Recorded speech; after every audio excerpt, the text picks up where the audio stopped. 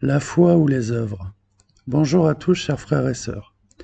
Beaucoup de ministères prêchent que la foi seule suffit pour être sauvé. D'autres vous diront que si vous ne suivez pas la Torah à la lettre, vous ne serez pas sauvé. Dans ma courte existence de croyant, je pensais aussi que la foi seule suffisait pour être sauvé et que les œuvres n'étaient pas obligatoires. Mais en étudiant la Bible et en suivant différents ministères, je me suis vite rendu compte qu'avec la foi seule, il manquait quelque chose et qu'il n'y avait pas d'équilibre. Je me suis posé alors cette question. Pourquoi est-ce que certains disent que la foi seule suffit? Est-ce que c'est par rapport à Paul qui était persécuté lorsqu'il prêchait? Et je suis tombé sur ce verset. Celui qui autrefois nous persécutait annonce maintenant la foi que jadis il ravageait. Galates 1, verset 23, pardon. Paul donc était persécuté pour sa foi. Donc la foi nous sauve, car le juste vivra par la foi. Hébreux 10, verset 38. Parce que tout ce qui est né de Dieu est victorieux du monde, et la victoire qui a vaincu le monde, c'est notre foi. 1 Jean 5, verset 4. Par la foi, Abel offrit à Dieu un plus excellent sacrifice que Caïn. À cause d'elle, il fut déclaré juste. Par la foi, Enoch fut enlevé. Par la foi, Noé construisit une arche. Par la foi, Abraham obéit pour aller au pays qu'il devait recevoir en héritage. Hébreux 11, versets 4, 5, 7 et 8. Cependant, il faut quand même considérer quelque chose. C'est que si je suis sauvé par ma foi, parce que mes péchés me sont pardonnés à cause de son nom, Yeshua, 1 Jean 2, verset 12, que se passe-t-il si je continue à pécher sans me repentir? Que je me dise, c'est bon, je suis sauvé, j'ai foi en Yeshua, mais que je continue à mener une vie de débauche, ou à voler, ou à faire quelque autre péché, quel qu'il soit. Cela n'est-il pas en contradiction avec ma foi en Dieu?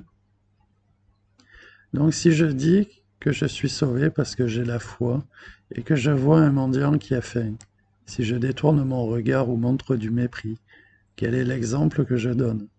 Suis-je digne de ce que j'ai dit être? C'est à ce moment-là que la foi sans les œuvres est morte, prend tout son sens, et que le fait d'avoir la foi sans produire d'œuvres n'est pas logique. Quoi qu'il en soit, si je suis sauvé et que j'ai la foi en notre Sauveur Yeshua, pleinement rempli du Saint-Esprit, les œuvres vont se faire naturellement sans forcer. Je vais prendre un exemple très simple afin d'illustrer tout cela. Lorsque vous êtes né de nouveau et que vous avez récemment reconnu Yeshua comme notre Sauveur et notre Seigneur à tous, vous êtes comme un bébé qui ne sait pas marcher seul.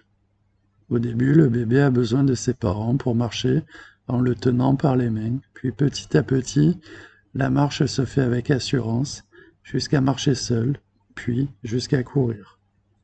Donc, le chemin que vous empruntez, c'est Yeshua, car il est le chemin, la vérité et la vie. Jean 14, verset 6. Et vous marchez vers le Père, notre Dieu le Père. Si vous n'avez que la foi seule, vous risquez de perdre l'équilibre. De même, si vous faites des œuvres sans avoir la foi, vous vous êtes sans doute trompé de route. Donc, votre équilibre pour aller au Père et être sûr que vous êtes dans le bon sens sont votre foi et vos œuvres. Vous titubez un peu, car vous ne maîtrisez pas encore votre équilibre, mais Yeshua vous guide par sa parole de vérité, la Bible. Puis tout à coup, quelque chose se met dans vos jambes, vous perdez l'équilibre et vous tombez. Ça, c'est le péché. Il vous fait chuter et vous empêche d'avancer. Mais vous vous repentez et Yeshua vous tend sa main afin que vous vous releviez et que vous puissiez continuer à avancer vers votre Père, afin que vous puissiez grandir et que votre pas se fasse avec assurance et que vous puissiez courir à votre tour. Donc, en conclusion, à la question la foi ou les œuvres, Je vous réponds qu'il faut les deux, et que l'un ne va pas sans l'autre. Mais je sais que si vous avez la foi et que vous êtes remplis du Saint-Esprit, les œuvres se feront de façon naturelle. Que la paix et la charité avec la foi soient données aux frères de la part de Dieu le Père et du Seigneur Yeshua Mashiach. Que la grâce soit avec tous ceux qui aiment notre Seigneur Yeshua Mashiach dans l'incorruptibilité. Amen.